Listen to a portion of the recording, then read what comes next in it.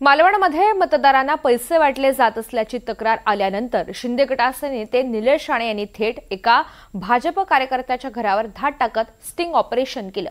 निलेश राणे यांना या भाजप कार्यकर्त्याच्या घरामध्ये पैशांची बॅग आढळून आली। त्यानंतर निलेश राणे हे अधिक आक्रमक झाले। त्यांनी या सर्व प्रकाराचा व्हिडिओ सुद्धा काढला। एवढंच नाही तर आणखी पैशांच्या 3 ते 4 बॅगा असल्याचा दावा सुद्धा निलेश राणेंनी केला।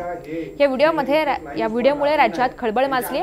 आता शिवसेना शिंदे गट आणि भाजपमधील संबंध आणखी ताणले जाण्याची शक्यता आहे।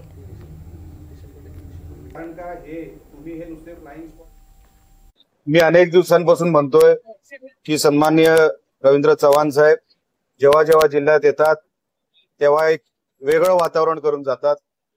काल ते आले मालवणमध्ये आणि त्यानंतर मला संशय वाटला की हे असेच सहज आलेले नाहीत, नुसतं सभेसाठी आलेले नाहीत, तर त्याच्याबरोबर काहीतरी घेऊन आलेले आहेत आणि त्याचं आतापासून सुरू होणार। संध्याकाळपासून संध्याकाळची सभा होती।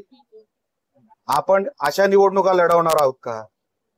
मी जेव्हा घरात गेलो, मला जेव्हा कळलं रोज 2-2, 3-3 बॅगा, जो मालवणमध्ये अशी 6-7 घरं आहेत जिथे ह्या ठेवल्या जातात आणि तिथून डिस्ट्रीब्युशन होतं।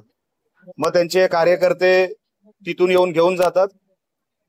हे अशा निवडणुका जर आपण लोकसंख्या किती, आपण वाटताय किती,